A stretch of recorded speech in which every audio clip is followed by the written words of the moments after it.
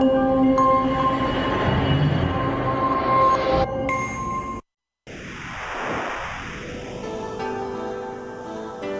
ka pagtuo, usa ka tingog, usa ka katawhan.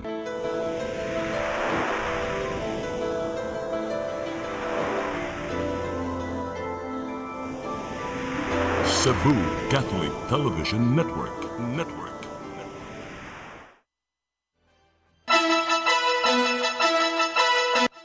Uluhan sa mga balita sa Sayri 47. Unang adlaw sa voter registration sa siyudad sa Mandaue, dakbayan sa Sugbo ug dakbayan sa Lapu-Lapu alang sa barangay election gidagsa. 31 anyos nga waiter nga nanghinol og dughan og sampot sa dalagita na sikop mag-live-in partner nakuhaan og dulaan 30 milyones pesos nga shabu sa dakbayan sa Mandaue. Samtang laing duha ka mga construction worker na sikop usab sa bypass operation sa dakbayan sa Sugbo. Sugbo, Kabisayan ug Mindanao, Pilipinas ug katawhan kutos maabot sa tong Sibya sa tibuok kalibutan mayong hapon. Live kita karon sa CCTN Channel 47 ug kini ang tulumanon sa nagunang kasayuran nga angay natong masayran. Sa nga ni Attorney Danica Caballes, ako si Dennis Tabar ug kini ang Sayri 47.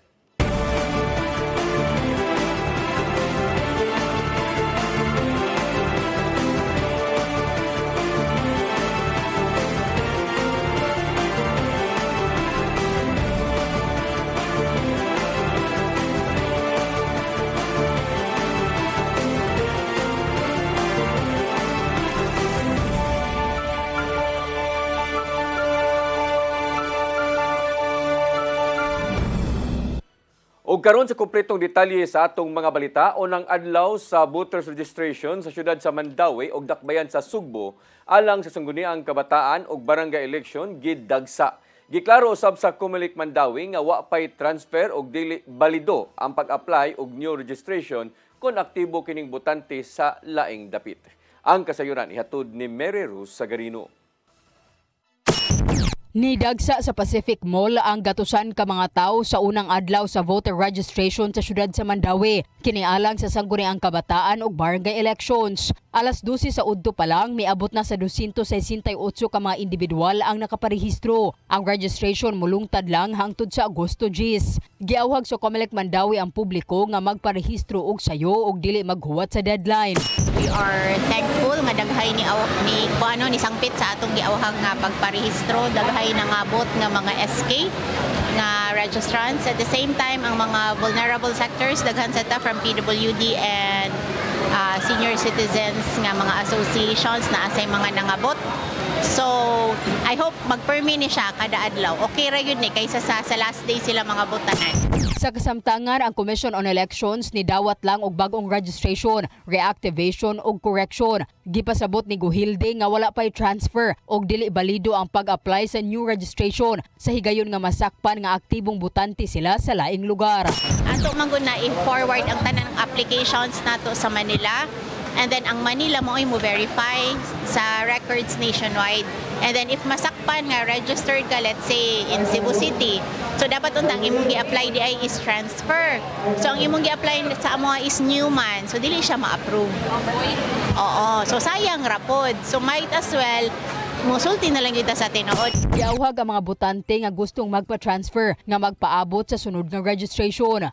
Sa laing bahin, gidagsa usab sa mga buot mamutar ang offsite registration nga gipangunayan sa Comelec Cebu City North ug South District. Gipahigayon kini sa usa ka mall sa barangay Tejero, ingon man sa dakong tindahan sa barangay Mambaling sa nahisgutang syudad. Sama sa ubang dapit, abli sila gikan alas 9 sa buntag hangtod alas 5 sa hapon aron pag-atiman sa mga magparehistro ug hayan makabotar sa barangay ug SK elections.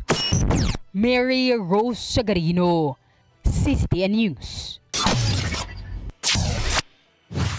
Samtang sa dakbayan sa Lapu-Lapu, mga tinunan usab ang midagsa sa unang adlaw sa voter registration. Unang tagdon sa Comelec Lapu-Lapu ang mga bagong registrants ug dili pa mudawat og magpabalhin og rehistro. Ang kasayuran hato ni Crystal Joy Felerca. Gidagsa sa mga tinun-an gikan sa mga pampubliko ug pribadong tunghaan sa Barangay Gunob ang unang adlaw sa voter registration sa Dakbayan sa Lapu-Lapu nga gipahigayon sudod sa usa ka mall sa Barangay Basak.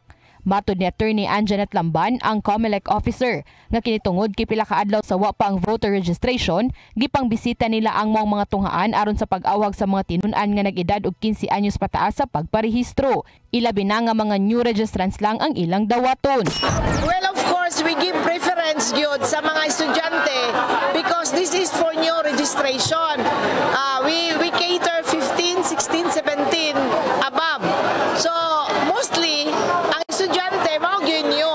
Ang mga tinun-an gipanghatagan ng daan og mga forms, maong andam na sila sa pagparehistro ug diretso na sila sa capturing maong sila na prioridad. Adunay lane nga gitagana para kanila samtang aduna usab regular lane para sa mga walk-in. Usa sa mga tinun-an nga naglinya kaganihang buntag mao ang 15 anyos nga si Kyle Isabel Amarillo nga gustong magparehistro tungod kay gusto siyang makabotar sa umaabot nga SK ug barangay election. Para nanami right or nanami chance nga makaboto og mga tarong-tarong nga leadership kay need nat sa atong lugar. Apan adunay mga naglinya ang nabalibaran sa COMELEC Lapu-Lapu tungod kay dili sila mga new registrants ug buot lang unta silang magpabalhin og rehistro sa Dakbayan sa Lapu-Lapu. Gitataw sa COMELEC officer nga sa pagkakaron dili pa sila modawat og magpa-transfer. Walay transfer ta karon. So, mostly ang nangani mga transfer magud sila. So, dili gud sila maminaw ba? So, no transfer. Ang uban na mamakak pa. So, maura akong gipasabot nila nga maura gyapon kay niabot sa Manila makita ang ilang old record. Usa sa nasinating kakulian kaganihang buntag sa COMELEC Lapu-Lapu nga sa upat ka mga computers nga gigamit para sa capturing, usa lang niini ang nigana samtang adunay problema sa kamera ang tulo nga gigamit tungod sa system. Hinuon sa tulo ka mga computers nga nagka-problema, adunay usa nga nagamit para sa reactivation nga dili kinahanglan maggamit og kamera. Dali ra hinuon nga gipangitaan og pamaagi sa COMELEC Lapu-Lapu ang mong problema aron nga magamit ang tanan computers ug maakomodar ang tanan naglinya karong adlaw. Matod ni Attorney Lamban nga kutob lang sila sa alas 5 sa hapon apan posibleng sayo ang ilang pag-cut off tungod sa pagdasok sa mga tao. Crystal Joy Felerca, CCTN News. Bugat nga trapiko sa Bacalso Avenue hatagan usab og pagtagad ni Cebu City Mayor Nestor Archibal. Subay kini sa maayong pagpatuman sa Banilad Talamban area isip discipline zone. Ang kasayuran ihatod ni Gian Navarro.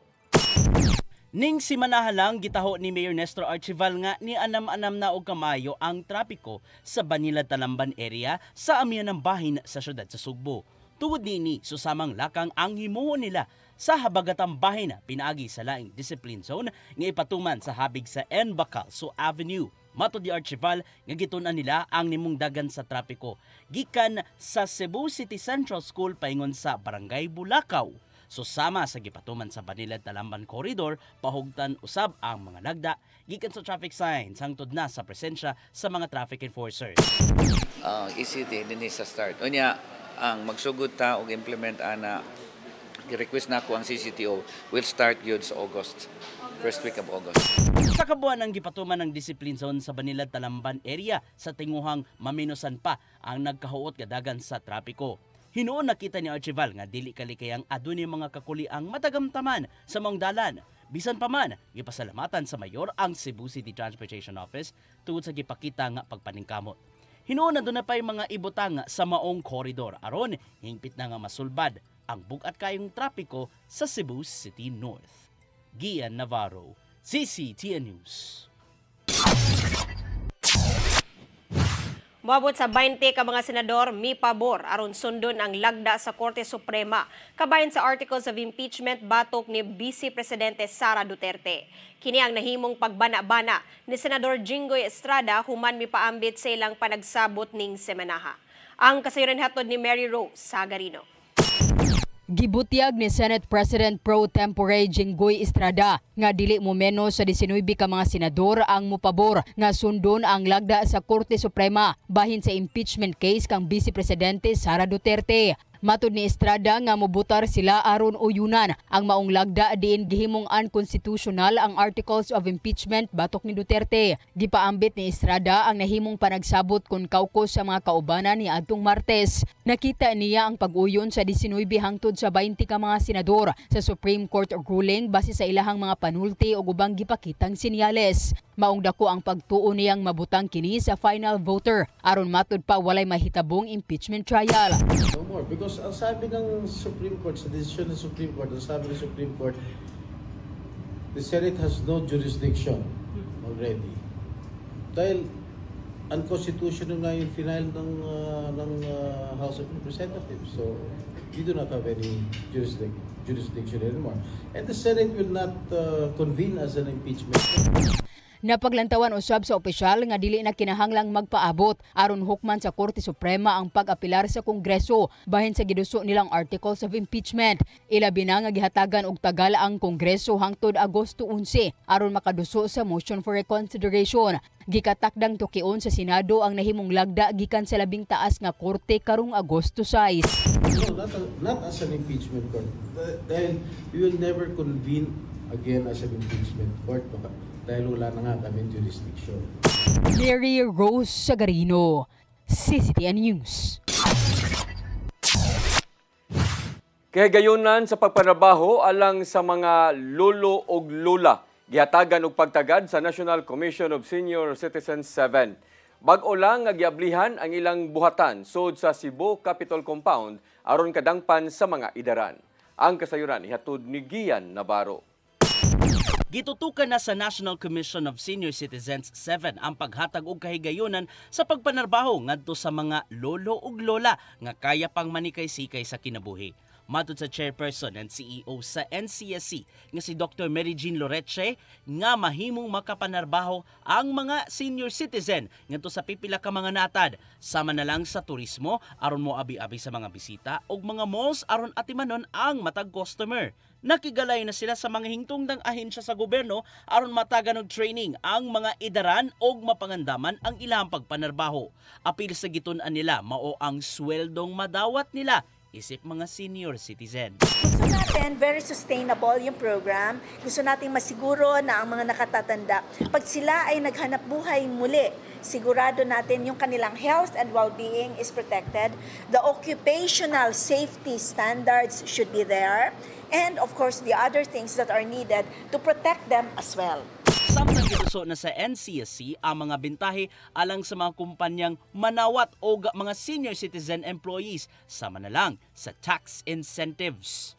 But what is going to be beautiful here would be, number one, they will have that opportunity to make their own income again. So, that raises awareness on dignified aging.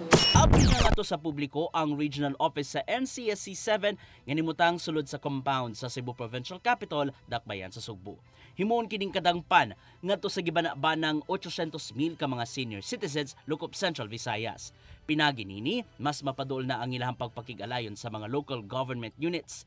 Ingon man sa ubang mga ahensya sa gobyerno, kini aron maabagan silang lolo ug lola kung adunay mga panginahanglanon. We have also our health facilities within the different municipalities and cities. So also with the help of the Department of Health, they also have some programs related to health services. So dahil dyan, hindi naman tayo natatakot na sila, pag may hihilingin sila na kailangan when it comes to cash assistance, to medical assistance or hospital assistance, we will be doing the necessary referrals to the other various national government agencies. Ian Navarro, CCTN News. Mosunod, 31 anyos nga waiter nga nanghinol og dughan og sampot sa dalagita gisikop kana og daghan pa mga balita sa pagbalik sa Sayre 47.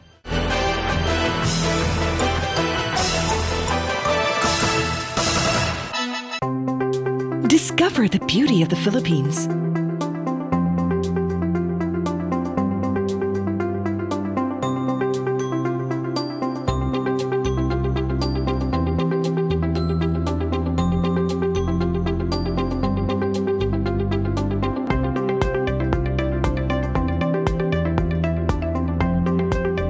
with Philippine Airlines, the country's flag carrier.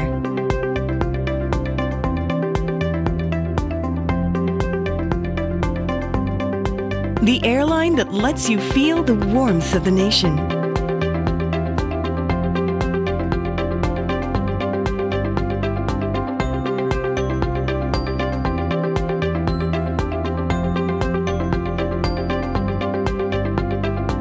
Mabuhay!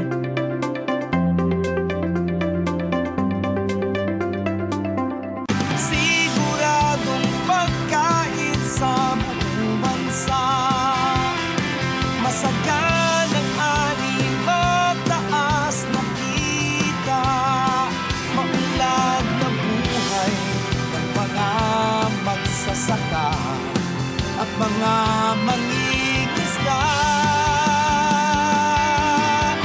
Siguradong pagkain sa buong bansa.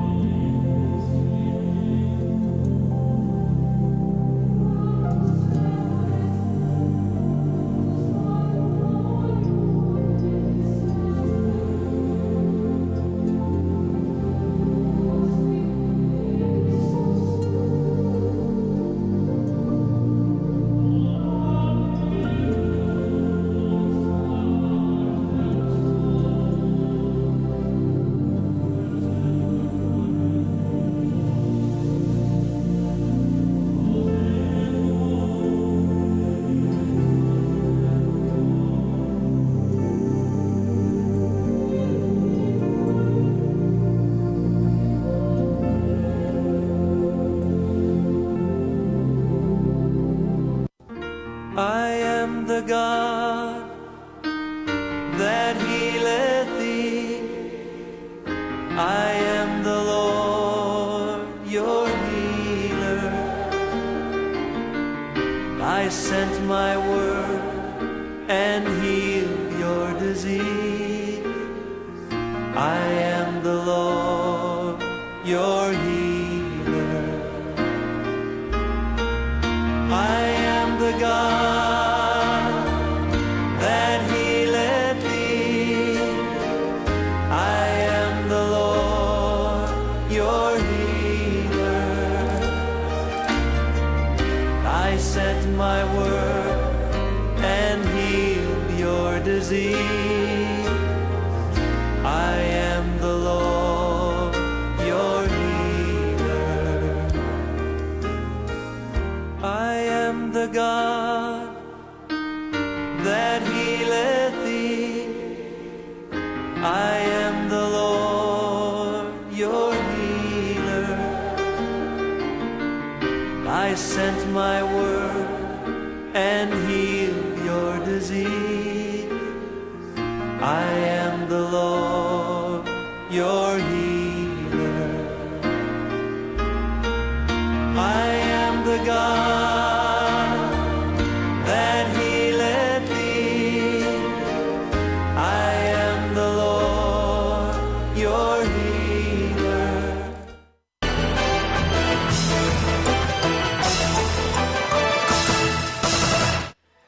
Balik sa ato mga balita, gipadakop ang 31 anyos nga waiter. Human gireklamo nga nanghinod o dughan ingon man sampot sa iyang 17 anyos nga silingang dalagita sa Upper Peace Valley, Barangay Lahog. Gibalhog karon sa silda sa Mabulo Police Station si alias Roger nga nagpuyo ra usab sa mao nga dapit.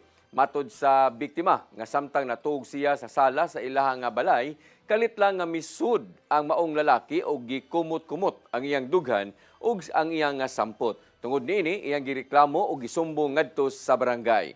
Kaso nga acts of lasciviousness ang ipasaka sa kapulisan batok sa maong nga waiter. Gisiradan sa Department of Migrant Workers ang visa consultancy firm tungod sa giingong illegal recruitment ngadto sa mga magtutudlong buot manarbaho sa Amerika. Dungan nga giisyuhan sa ahensya og closure order ang 8 ka mga branches sa Visa to America Manila Incorporated din apil niini ang sugbo. Nasuta sa maong ahensya nga walay lisensya ang maong kumpanya aron mang-recruit og mga buot manarbaho sa Amerika isip magtutudlo.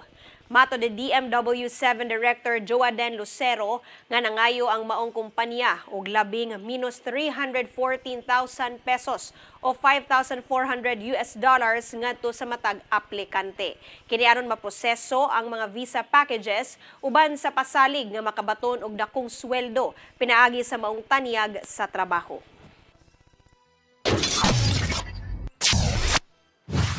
Lapu-Lapu City Government aduna nay 4 ka mga bag-ong opisina human gipasar sa konseho ang ordinansa nga nag-institutionalize sa maong mga buhatan.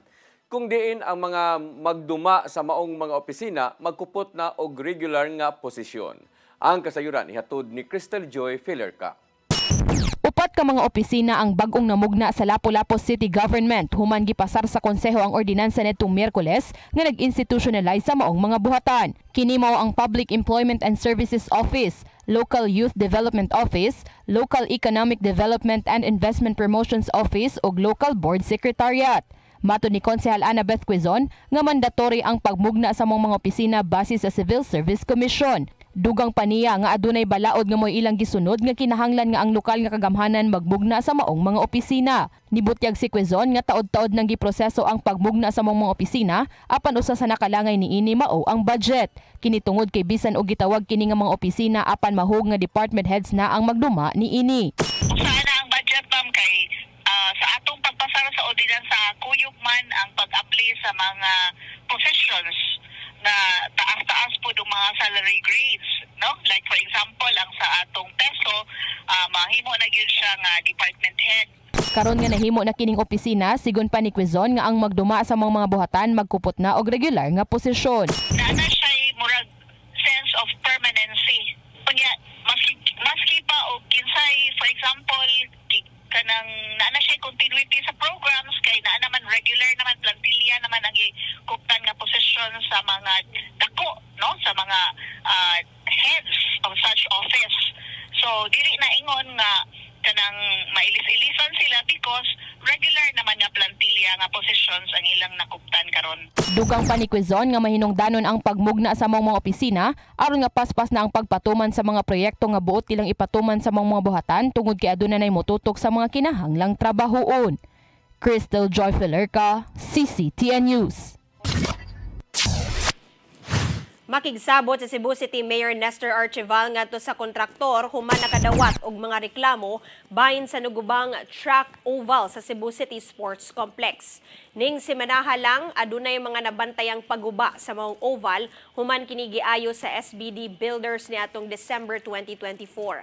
Gisitaw sab sa Commission on Audit ang Cebu City Government tungod sa mga kakulian sa post-qualification process aron ayuhon ang rubberized track oval sa sports complex. Sama lang kini sa sayo nga pagsugod sa proyekto bisan og wala pa napirmahan ang kontrata, expiration nga lisensya sa gikuang kontraktor, pagdelatar sa proyekto ug uban pa. Maong susihon ni Archival kung unsa ang nahimong bidding process gikan pa sa nangaging mga administrasyon sa syudad sa Sugbo.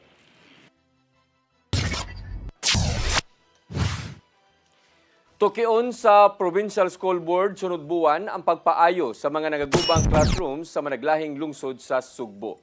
Matod ni Governor Pamela Baricuatro nga wa mahilabtan ang kapin sa 1 bilyon ka pesos nga Special Education Fund mao nga kinahanglang gamiton alang sa pag-ayo ingon man pagpatukod og dugang pa nga mga classrooms. Matod sa ihap sa Department of Education dinhi sa Region 7 nga kuwangan ang Sugbo og kapin 3,000 ka mga lawak sa ringan human nga nagpabiling guba ang uban sukad sa pag-igo sa bagyong Odette niadtong 2021. Adunay ubang mga classrooms nga wa pa usab na ayo sukad pa sa COVID-19 pandemic tungod lang sa realignment sa pundo nga gigahin niini. Mao nga gipasalig ni Baricuatro nga dali una ang pagpaayo og pagtukod og dugang mga classrooms tungod sa kadaghan sa mga nagtungha karong tuiga. Mga kalungsuran sa Sugbo gipaubos sa profiling gikan sa Provincial Tourism Office. Kini sa tinguhang makaagni og mas daghang mga langyaw nga bisita ug matabangan ang matag komunidad nga mulambo. Ang kasayuran haton ni Gian Navarro. Nagpakisayod ang Cebu Provincial Tourism Office kung unsa man ang kahimtang sa kalungsuran kung turismo ang isgutan. Matud sa Provincial Tourism Officer nga si Rowena Montisilio nga nihimo og tourism profile ang matag LGU diin ilang idokumento unsay mga ana sa ilang dapit. Buot nila may baw-an gikan sa mga LGU kung unsa man ang panginahanglanon nga moy ilang abagan. Kabahin lang kini sa gihimong community-based tourism. Ubos sa pangatungdanan ni Gobernador Pamela Baricuatro diin ang matag residente mahimong moabag sa pagbalambo sa turismo. So we're kind of busy because everything is simultaneous now. We have to check what is the design of the promotional material, which events do we want to go, no, para to sell the province. So these are the things that we're doing. So a lot of things are going on in. Ato sa una pa nag-abot sa Provincial Tourism Council, usa sa mga gituki mao ang nagkaubos gihap sa mga Korean nga manglaag sa Sugbo. Apan gitataw ni Montisilio nga mas dako ang interes sa ubang mga langyawng bisita gikan sa managlaing nasod sama na lang sa Asia Pacific ug Europe aron mobisita sa probinsya. Aron mas mudaghan ang mobisita, gilanta usab nila ang ubang konsiderasyon sama na lang sa temporaryong kapuy-an samtang nagbakasyon. You have your top market, so ibutan mo top 3, top 5, top 10, and then you also have the so-called emerging market. No? You look for other possible markets. Naisyo nga gyatagan ng pagtagad sa council mao ang seguridad alang sa mga turista ug maayong kompetisyon kung isgutan ang marketing so sa kadapit aron bisitahon sa publiko. Samtang giri-program nila ang mga naandang tourism programs sa Kapitolyo nga mao ang Pasigarbo sa Sugbo ug Suroy-Suroy Sugbo. Kay alang ni Gobernador Baricuatro, kinalang matagamtaman sa tanang katawhan ang pagbalambo sa turismo. Present infrastructure karon na kinanglan nato ayuhon. Like if you notice diya sa Oslob no, kagubaon ang trapal, ang mga likuranan kanang monoblocks lang. So that's our plan to spend part of the Pasigarbo and Suroy-Suroy funds to fix our tourism infrastructure. Navarro, CCTN News. Mosunod, mag-live-in partner nakuhaan og tulan 30 milyones pesos nga shabu sa dakbayan sa Mandaue. Kana og daghan pa mga balita sa pagbalik sa Sayri 47.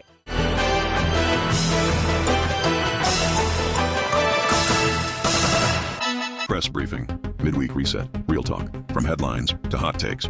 This is Press Briefing, the show that has it all. Midweek, we cut through the noise and bring you the stories that actually matter. News, views, insider scoops, straight from the source. Right from the horse's mouth. Politics, public issues, community concerns, and controversy. We break it down. No filter, no filler. Press Briefing. Sharp, fearless, always relevant. Brought to you by the Cebu Press Club. Beyond the headlines, we are Cebu's voice. We are the voice of truth and reason in every town, in every season, with pens of light. We draw the line for justice, peace, and story spine.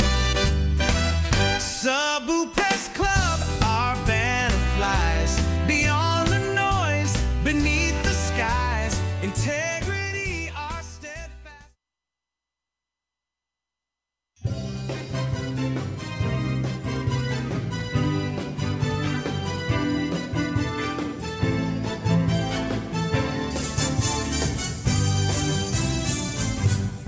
This is all love. This is our community. See every voice. We are all a family. Praising the Lord. Jesus Christ from heaven. And we are one. Loving every time to be. Our heart is one we're sharing. Happiness and understanding. Unity and peace in the name of the Lord.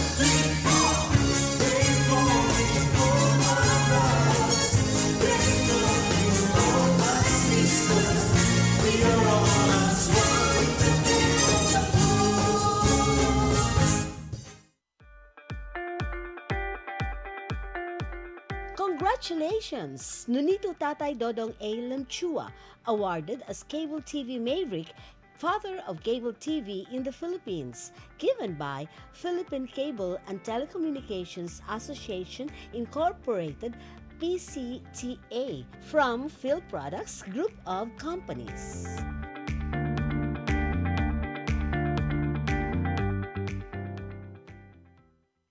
PRO7 Action Files. Mga panghitabong naglambikit sa katawan, ihatagan ng aksyon o kasulbaran sa kapulisan. PRO7 Action Files. Base sa talaan sa Police Regional Office 7, nakakasong panayong gisubay at taganong katinawan, pinaagid ng maong tulumanon. PRO7 Action Files. Abang kaninyo sa Police Regional Office 7 o NTV CCTN.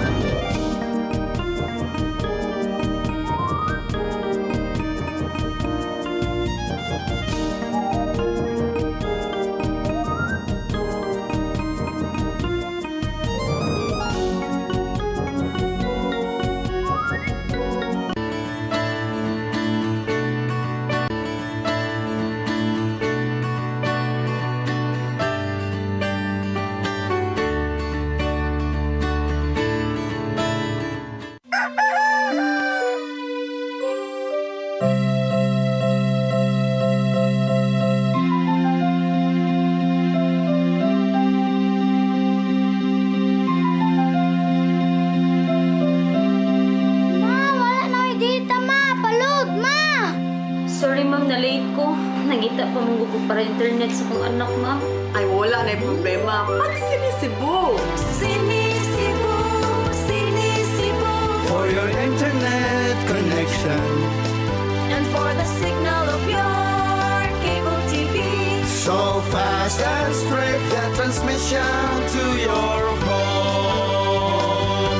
Sinisibo, sinisibo, sinisibo. Offers you to have fiber optics. For your viewing experience, perfect and clear so far. So great and affordable for you to enjoy. Cine Cebu. Cine Cebu Television Network Incorporated offers fiber to the home broadband internet bundled with fiber to the home cable TV connection. Cine Cebu Television Network Incorporated, with its operation in Metro Cebu and the whole province of Cebu soon. And affordable for you to enjoy. Cine Cebu. Your song. Your music. Your listening pleasure. Sing it, Cebu!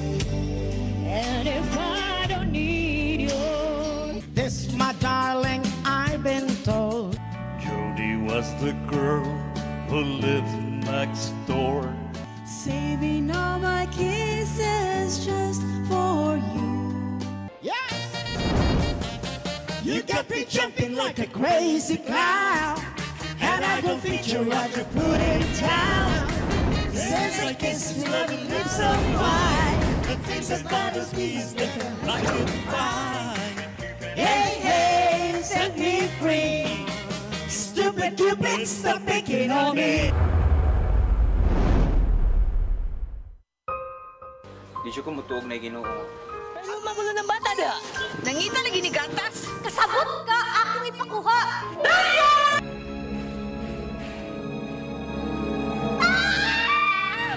Ug ug naa sa unang Timoteo 3:15 nga ang iglesia sa buhi nga Dios mao iyang panimalay ug mao ang haligi ug sukaranan sa kamatuoran. Mayo! Asay tayo! May hatag lang unta kong gatas para sa inyong anak. Basin kadahong ka nga ikaw ang gwapa sa tibok kalibutan. Unsay reparation, Monsignor? Buhi kag laing bata aron mabayran ang imuhang nahimo nga dakong kasalanan.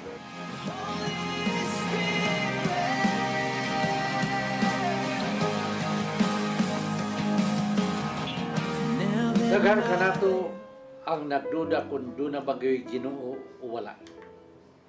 Apan ang Biblia nag-ingon nga atong dawaton pinagi sa pagtuo ang kamaturan nga doon ay Ginoo. Sa Hebreo 11:6 nag-ingon walay makapahimot sa Dios kung walay pagtuo. I came for you. I came for you. Holy Spirit.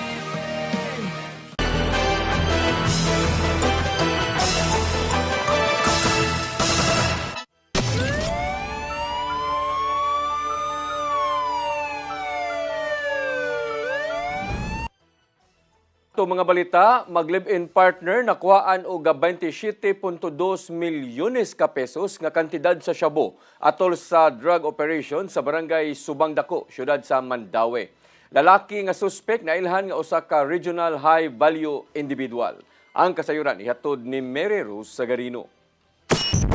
Nasikop sa mga otoridad ang usa ka regional high-value drug target ug ang iyang live-in partner ato sa buy-bust operation pasado alas 12 sa tungang gabi sa Mantawi Drive, Barangay Subang Dako, Dakbayan sa Mandaue. Ang operasyon gipahigayon sa Mandawi City Police Office ug Philippine Drug Enforcement Agency Region 7. Nasakmit ang 4 ka kilo sa gituohang shabu nga adunay street value nga 27.2 milyon pesos. Ang mga suspect giilalang sa alias nga Siu-Siu, 54 anyos ug Dayday 47 anyos, puros residente sa Minglanilla, siyudad sa Sugbo. Sa investigasyon na sayran nga ang mag-live-in nalambigit sa operasyon og pag-supply og shabu sa probinsya sa Sugbo ug Negros Oriental. Si Siu-Siu ang lalaki nga suspect, lumad nga taga Negros Occidental, gitino nga regional level high value individual ug kaniadto na usab na priso tungod sa illegal nga drogas. Actually, gikuha siya according sa information, no, gitawag niya siya nga bodeguero. So meaning, naani siya yung mga pang-dispose na sa ito na mga lain-lain na mga personahe and mausat po na ang subject na to karon sa ato ang suspect gayong makabaligya og 5 ka kilo sa shabu matag buwan. Aduna kini madawat nga 20,000 pesos sa matag kilo nga iyang mabaligya. Okay. According sad po sa information, ang iya harasad po nga ma-dispose is mga naraman sa jud sa mga tunga sa kilo. So this time wala nag-expect ang ato ang operatives nga inani na di kagidaghanon ang nakuha na. Pato ni Villaro nga ang operasyon kaganina mao nga adunay labing dako nga nasakmit nga illegal nga drogas karong tuiga sa Mandaue. Mary Rose Sagarino, CCTN News. Duha ka mga construction worker ang nagdakpan sa buy-bust operation sa kapulisan sa 2nd Street, Happy Valley, Barangay Guadalupe ning Dakbayan sa Sugbo. Kapin usa ka milyon ka pesos nga balor sa shabu nga dunay timbang nga 205 gramos ang nasakmit gikan ni John Melord Kabahog alias Jack ug Alvin de Gracia Barakil. Sa investigasyon sa kapulisan, nasuta nga ang dinakpan mao'y hatdan sa binulto nga shabu. Mao na usab ang muripak hangtod sa pagbahin-bahin niini ngadto siyang mga downline. Kalapasan sa Republic Act 9165 ang atubangon nga kaso sa mga dinakpan.